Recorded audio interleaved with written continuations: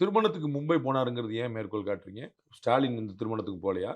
எடப்பாடி பழனிசாமி இந்த திருமணத்துக்கு போறது இல்லையா? எல்லாருமே நல்லது போறாங்க. பண்ணுறாரு. என்ன எல்லாருமே அவர் போறாங்க. மும்பைக்கு திருமணத்துக்கு போனாருங்கிறது எதுக்காக நீங்க இப்ப சொல்ல வரீங்க? எனக்கு சொல்லுங்க.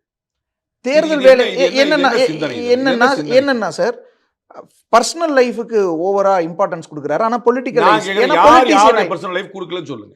திமுகவோ யா அதிமுகவோ திரு அதான் திரு சொல்லிடுறேன் சீமானுடைய சார். நண்பர்கள் சொல்லிடுறேன் சார். குடும்பத்துல வந்து ஒரு போயிருக்காங்க கல்யாணத்துல போக மாட்டாரா? போயிருக்காங்க. அங்க போனாலும் அந்த கல்யாண மேடைகளை அரசியல் களமா தான் திமுகவோ அதிமுகவோ நீங்க சொல்ற மாதிரி அது சீமானோ நல்லதா? பயன்படுத்தி இருக்காங்க. அது நல்லதா? அது நல்லதா?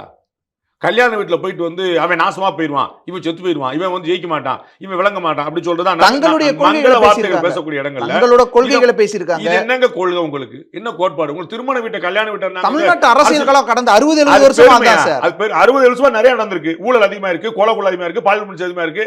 1947 நடந்தது இன்னைக்கு ஒண்ணா இருக்குதா? எல்லாம் தான் கூட்டி வச்சுரா போயிருக்காங்க. என்ன செய்ய சொல்றீங்க? அதனால பெருமையா அது? அப்ப எது நல்லா இருக்கோ அதை வளர்க்கணும், எது குறையா இருக்கோ குறைக்கணும். அதான முயற்சி பண்ணணும். அது வளர்ந்துருக்குன்னு பரவாயில்ல சொல்லுவீங்களா? நிறைய பாலியல் உணர்ச்சி அதிகமாயிருச்சு, வாங்க கூட்டிகிட்டே போவாங்க. எப்பவும் ட்ரெண்டா வந்துட்டு இருக்கு சார், இன்னும் கூட்டிட்டு சொல்லுவீங்களா? எவ்வளவு கூடாலும் குறைக்கணும்.